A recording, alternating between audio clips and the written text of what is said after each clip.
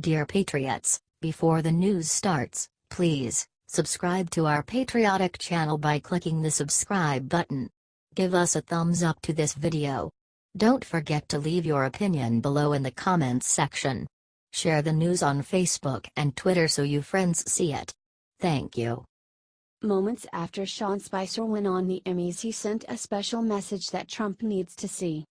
Ever since Sean Spicer showed up at the Emmys award show last night, everyone has been wondering, whose side is he on?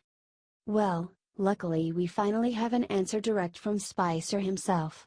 In an interview with the New York Times done almost immediately after his surprise appearance, Spicer said he was 100% absolutely not there to make fun of President Trump.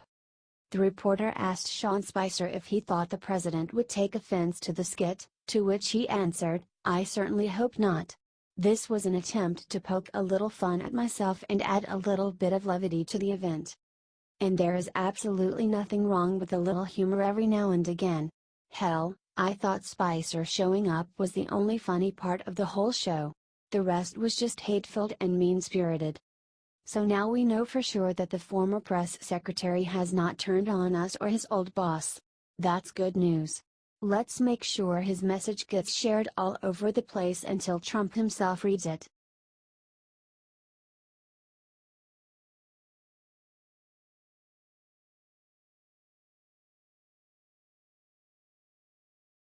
After bashing Trump the entire time, the entire Emmys just got terrible news. Hollywood hasn't gotten the message apparently. It was another night of Trump bashing at the Emmy Awards on Sunday. This was the most political Emmys in recent memory. Here is Stephen Colbert's full attack on Trump. Don't watch it. It's disgusting. See the crazy thing that happened below to the Emmys. More Americans watched Sunday Night Football than the Emmys. Big surprise. According to The Hollywood Reporter, nobody watched the Emmys though. Adjustments could put the total audience ahead of the previous year's low, but the 8.2 overnight rating among metered market households is down another 2% from the previous year. That means that the final tally for the 2017 Emmys, hosted by Stephen Colbert on CBS, is on track to slip below the 11.3 million viewers, and a mere 2.8 rating among adults 18 to 49, that tuned in during 2016. These people are totally obsessed with him. Share this if you will never watch the Emmys again. It's damn disgusting that all they can do is make it out about Trump. We need to send them a message. Get this everywhere. Lol. Nobody watches the frickin' Emmys anymore.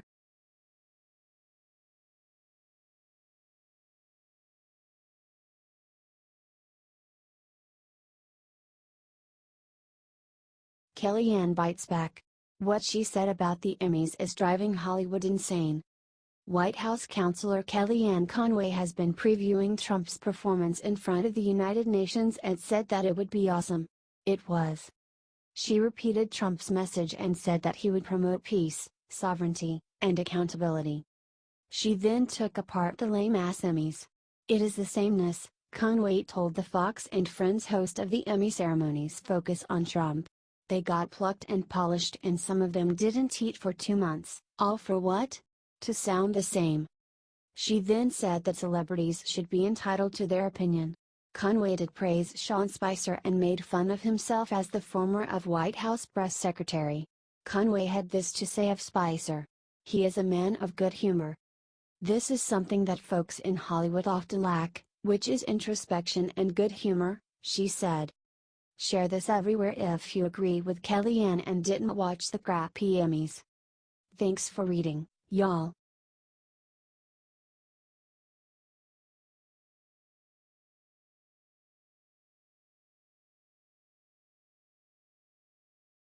Clinton's private emails released, see how she tried colluding with Putin inside.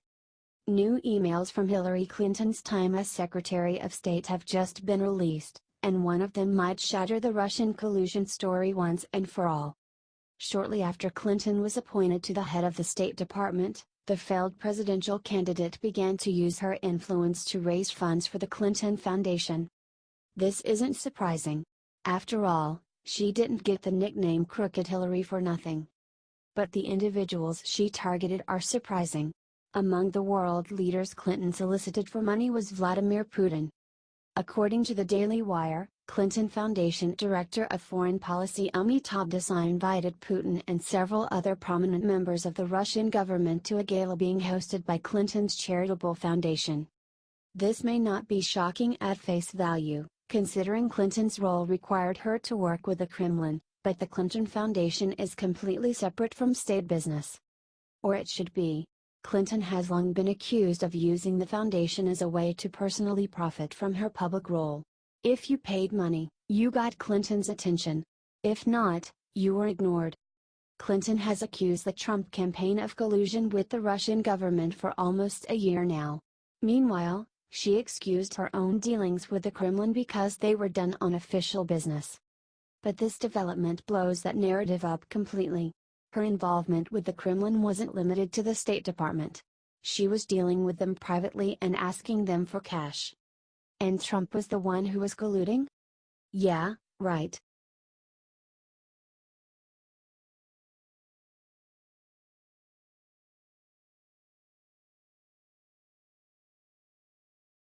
Maxine Waters just attacked Melania Trump. Suddenly everyone saw what's wrong with her. Donald Trump loves to use Twitter to attack his opponents, but he has nothing on Maxine Waters. Her Twitter timeline is a collection of hate and fake news, almost all of which centers on Trump. This week, Mad Maxine decided to attack Trump's marriage. In the tweet, Waters claims that Melania can't trust Trump. The implication is pretty clear. She's calling Trump a cheater. Like much of what Waters says, there is no actual evidence to back up her claims, but her supporters don't mind. If they cared about facts, they wouldn't be fans of Waters in the first place. Thankfully, even Democrat leadership seems to be put off by Waters' antics. But maybe we're being too hard anti-Maxine. After all, she's the best example of leftist hysteria we have. And the poor woman is clearly jealous that Melania is in the White House. So let's share her latest attack against the Trumps. That way, everyone can see how desperate and crazy the left have become.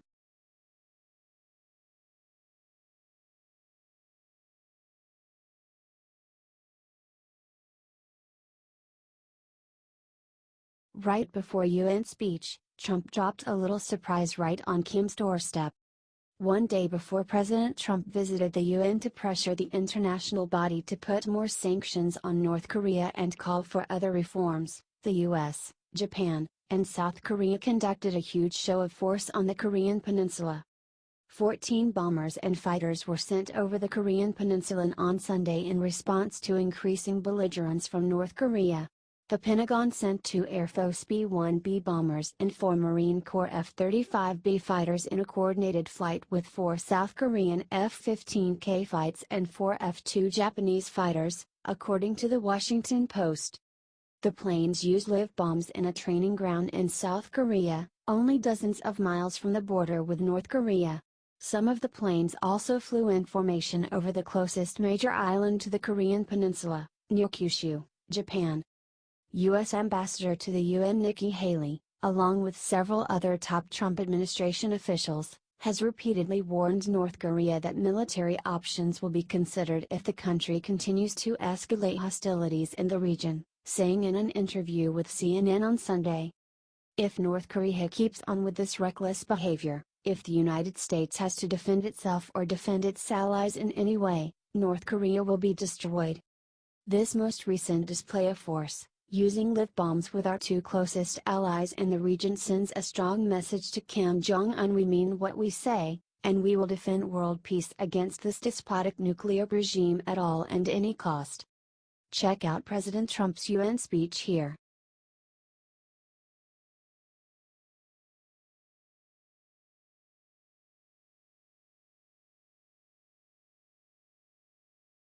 Illegal aliens crash Nancy Pelosi's press conference, suddenly all hell breaks loose. A group of illegal aliens calling themselves the Immigration Liberation Movement attacked House Minority Leader Nancy Pelosi, DCA, on Monday. They warned the Democratic Party not to sell us out. The group shouted down Rep. Pelosi, who couldn't maintain control of the meeting. They unfurled a banner calling for all illegal aliens to be legalized. Other people held up signs saying, "Fight for all 11 million illegal aliens in the US." Here is what they chanted.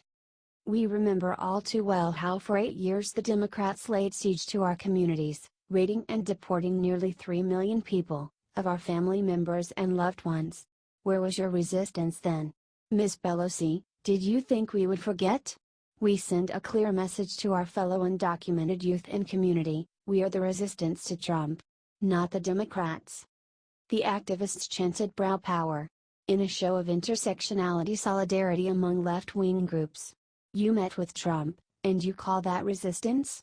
They shouted. This is amazing. The left's policies are starting to backfire on them. Share this everywhere if you are tired of the Nancy Pelosi and the left lying. Get this out there and ruin them for their failed policies. They dug themselves into the grave of illegal immigration and now it is starting to get back at them. Thanks for reading.